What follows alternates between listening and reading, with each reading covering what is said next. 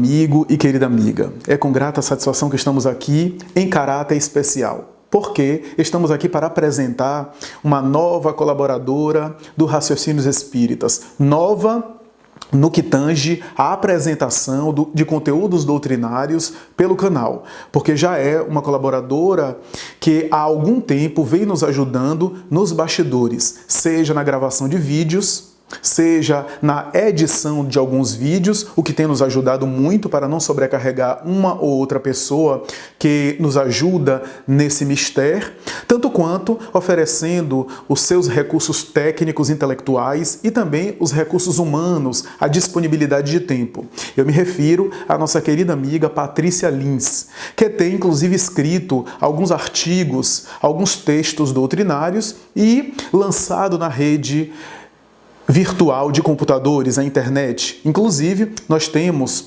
alguns projetos de utilizar esses textos da nossa querida amiga junto com outros colaboradores, a fim de publicarmos esses textos no intuito de ajudar na reflexão doutrinária, no estudo da doutrina espírita, àqueles que estão interessados nas temáticas que ela aborda.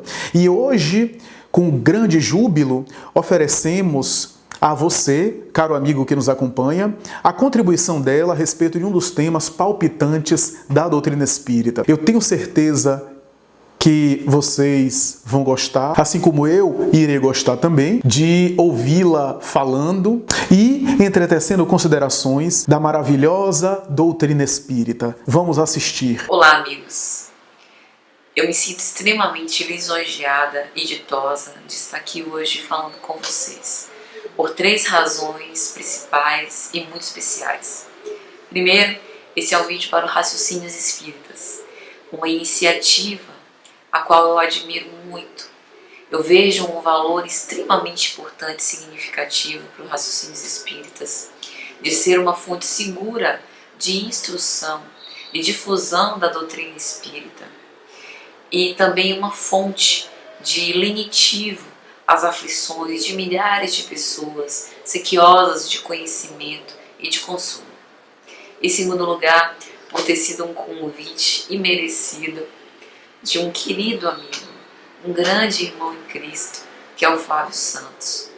Uma pessoa que eu admiro demais como orador espírita, como ser humano, extremamente generoso, e pelo qual eu tenho um grande apreço e gratidão. Em terceiro lugar, pelo tema escolhido, que para mim é a representação máxima dos ensinamentos de Jesus, resume toda a doutrina do nosso amorável mestre e também é a base para a nossa querida doutrina espírita. Fora da caridade não há salvação. Capítulo 15 de O Evangelho segundo o Espiritismo.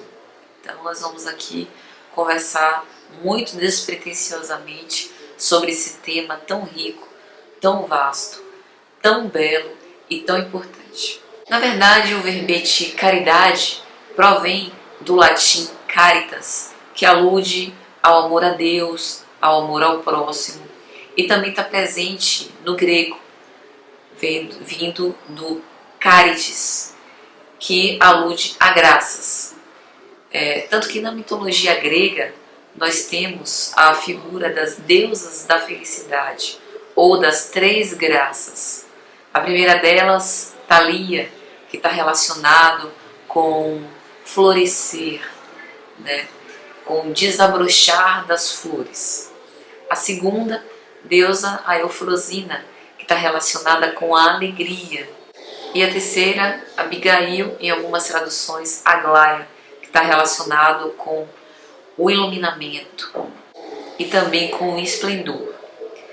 Notemos, amigos, que na mitologia grega, graça ou caritas, ou caritas, ou caridade, está relacionado com todo sentimento de deleite, de regozijo, felicidade, alegria, êxtase, contentamento do seu nível máximo. Mas, nesse momento, a caridade, para o conceito grego, ainda não tem uma conotação sublime, de pródromos, de bem-aventuranças, de sentimentos do espírito. Ainda é uma sensação muito do campo físico, algo muito sensorial, relacionado aos sentidos da matéria mesmo. Anos mais tarde, esse conceito da mitologia grega, lá pelo século XVI, inspirou no Renascimento um quadro muito famoso de Peter Paul Rubens, chamado Das Deusas da Felicidade. Na verdade, o quadro célebre intitulado As Três Graças, em que essas três deusas da felicidade da mitologia grega são representadas como virgens nuas, dando esse sentimento, né, significando esse regozijo, esse deleite, essa sensação de extasiamento e felicidade. Anos mais tarde, já no século XIX, em O Livro dos Espíritos, na parte terceira, livro terceiro, que fala das leis morais, capítulo 11º, a 10ª lei é a lei de justiça, amor e caridade. E nessa parte de O Livro dos Espíritos, nós queremos trazer aqui à baila duas questões que consideramos ser muito importantes para essa discussão a respeito da caridade. Duas questões muito importantes. A primeira delas é a questão 886, quando Kardec pergunta aos espíritos qual que é o conceito de caridade segundo os ensinamentos ou as concepções de Jesus Cristo. E aí os espíritos respondem: benevolência para com todos, indulgência para com as faltas ou imperfeições alheias e perdão para as ofensas. E aí Kardec continua em seguida, já aludindo a uma caridade material, pergunta na questão 888, que pensar da esmola? E a espiritualidade, como basicamente em todo o Livro dos Espíritos, vai além e dá uma resposta muito geral, mas geral não no sentido de genérica, geral no sentido de abrangente, de ter um sentido mais absoluto e de abranger uma significância ainda mais completa. A espiritualidade responde que, na verdade, a verdadeira caridade, na realidade, é antecipar-se à necessidade. Antes de que o necessitado estenda a mão para pedir algum recurso material necessário à sua própria sobrevivência, que você se antecipe a essa necessidade. Essa é a verdadeira caridade, que é inclusive a base para a caridade moral, de nós nos tornarmos pacientes, entender o momento e a progressão moral individual de cada um e nos tolerarmos mutuamente. E aí a espiritualidade continua nesse colóquio dizendo mais, que não apenas isso, mas toda a lei divina e natural está pautada na expressão mais sublime do amor, na prática da caridade. Que a lei de atração do elétron, que tem uma órbita ao redor do núcleo atômico, dos sistemas solares, dos planetas que orbitam ao redor do Sol, a própria lei de gravitação universal, que é uma lei de atração entre dois corpos, que é diretamente proporcional às suas massas e inversamente proporcional ao quadrado da distância entre eles, em tudo rege a lei de amor e de caridade. Então observemos como, desde a mitologia grega até esses conceitos elementares, basilares da doutrina espírita, como sublimamos, como evoluímos do conceito de amor e caridade, partindo do campo sensorial, material, para um campo espiritual, moral, propriamente dito. E aí, em O Evangelho segundo o Espiritismo, no capítulo 15º, Fora da caridade não há salvação, Allan Kardec apresenta numa importante mensagem a caridade segundo São Paulo. E aí ele alude, faz referência à epístola aos Coríntios que Paulo escreveu, precisamente no capítulo 13, versículos 1 a 13. E aí pedimos licença para nesse momento ler alguns desses versículos e tecer despretensiosos comentários. Disse Paulo: ainda que eu falasse as línguas dos homens e dos anjos e não tivesse amor, seria como o metal que soa ou como o sino que tine.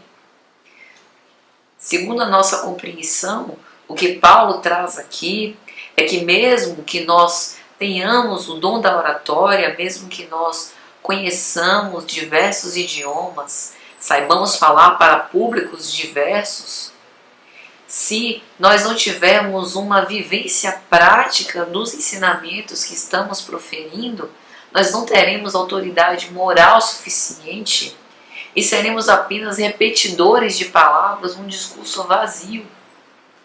Então, na verdade, para que nós sejamos oradores, para que nós profiramos a palavra, é necessário termos vivência daquilo que estamos proferindo.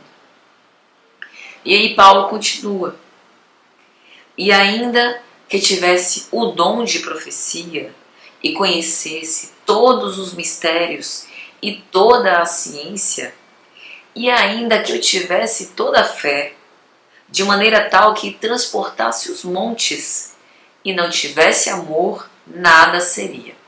Então, mais uma vez, Paulo diz, em relação ao dom de profecia, faz uma alusão, inclusive, à mediunidade, falando de conhecer todos os mistérios e toda a ciência, de progressão e evolução intelectual. E ele ainda fala da fé.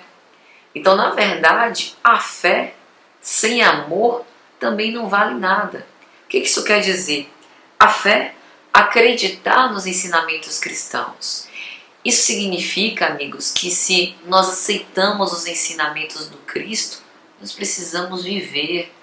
Porque o Cristo não veio simplesmente trazer uma doutrina teórica. Ele vivenciou os ensinamentos na prática.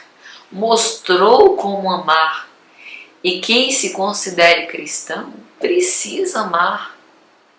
E amar como o Cristo.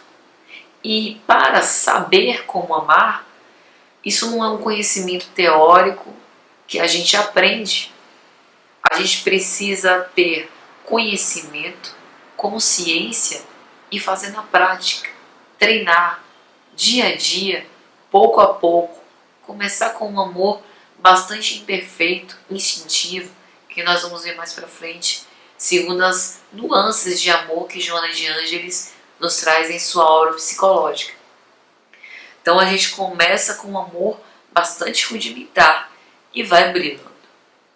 E aí Paulo continua: e ainda que distribuísse toda a minha fortuna para sustento dos pobres, e ainda que entregasse o meu corpo para ser queimado, e não tivesse amor, nada disso me aproveitaria. Veja a questão trazida por Paulo em respeito à caridade material, vender tudo e doar aos pobres, tal qual São Francisco de Assis. Mas observe que São Francisco de Assis fez isso não com o objetivo apenas de se despojar, de negar toda a sua abastança material, mas porque no ímpeto do seu ser, São Francisco de Assis amava verdadeiramente. Ele entendia que a promessa, os ensinamentos do Cristo não se coadunava com a abastança material. Enquanto a igreja, com seu ouro reluzente, com toda aquela abastança das suas propriedades, e os pobres morrendo de fome às suas portas. E ainda quando Paulo fala que mesmo que nós entreguemos o nosso corpo para ser queimado, quantos irmãos nossos na Santa Inquisição, foram queimados na fogueira por serem chamados de feiticeiros ou apenas por professar a fé cristã.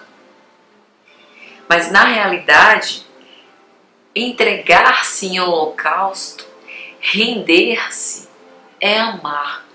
Então, mesmo que materialmente, fisicamente, nós vejamos aquele corpo queimado, sem o sentimento de entrega, de renúncia, nada disso terá valido.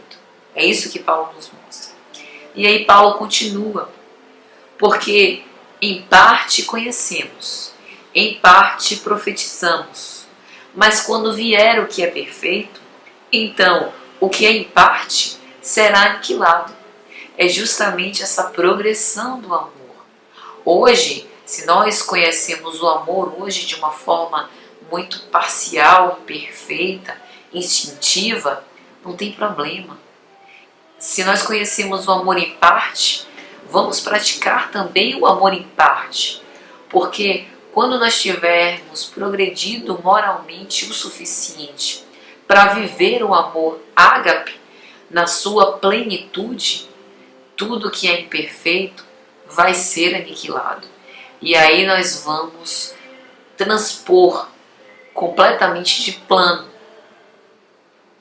E aí Paulo continua, quando eu era menino, eu falava como menino, sentia como menino, discorria como menino, mas logo que cheguei a ser homem, acabei com as coisas de menino. Então chegará um momento da nossa maturidade espiritual, em que aqueles sentimentos sensoriais que nós nos regozijávamos, nos deleitávamos, que para nós era a plena felicidade, o pleno gozo, vai chegar um momento que nós vamos nos cansar, que aquilo vai ser para nós completamente enfadonho, que nós vamos recusar, abdicar dessa sensoriedade. E nós vamos passar a nos regozijar e a nos sentir verdadeiramente felizes com os sentimentos espirituais, com essa vivência emocional dos ensinamentos cristãos. Mas para isso, a prática, o passo a passo, a progressão lenta e gradual, paulatina. E aí nós temos basicamente duas obras de Joana de Ângeles, Amor Imbatível Amor e Garimpo de Amor, e adicionalmente também temos uma obra de Jean-Yves Leloup, O Essencial no Amor, que trata das progressões, das nuances do amor. Nós não vamos aqui entrar no detalhe de todas essas nuances, mas vamos apenas dizer que o amor ele passa pela sua expressão mais instintiva, de apetite, passando pelo amor sensorial, o amor da posse, passando também pela expressão do amor mais erótico, até chegar no amor doação, no amor que se sente feliz simplesmente em amar, sem esperar restituição. É interessante a gente notar que essas expressões do amor não se dão de forma discreta, ou seja, você não pula degrau por degrau. Mas hoje o nosso amor em nossa circunstância atual apresenta traços, cores, nuances, tons, notas de todos esses tipos de amor. E até que nós nos depuremos, é assim que vai persistir. Quanto mais nós insistimos em viver um amor mais universal, mais fraterno, relacionado à caridade, relacionado ao outro como irmão, mais nós vamos nos depurando e nos livrando dos amores mais instintivos, mais presos à posse, mais presos ao erotismo. E aí é importante que nessas expressões do amor, o amor caris, que é a própria caridade em ação, é o amor que se doa, o amor que se sente feliz por entregar-se, por renunciar-se, que na escala evolutiva do amor, se nós podemos usar dessa expressão, é um degrau, apenas um degrau inferior ao amor ágape, que Joana tem uma definição extremamente bonita para esse tipo de amor. É o amor gratuito, é uma chama que ilumina sem consumir-se. Vejamos, amigos, que beleza. Imagine uma vela que é capaz de iluminar sem consumir o seu pavio, sem derreter. Um amor que se retroalimenta, gratuito, que para ele nada custa. Simplesmente ama e vive de amar. Interessante isso. E aí, Paulo, para a gente finalizar, lá para o final desses versículos, nessa Epístola aos Coríntios, ele nos diz o seguinte: agora, pois, permanecem a fé, a esperança e o amor. Estes três, mas o maior destes é o amor. A fé é importante porque é necessário que nós acreditemos nos ensinamentos do Cristo e no amor como sua base. A esperança, porque é necessário que nós anelemos, desejemos o amor mais puro. Isso nos leva à prática do amor agora. Mas amar, a prática de amar, essa é insubstituível e tem um valor muito mais significativo, mais pujante do que a fé e do que a esperança.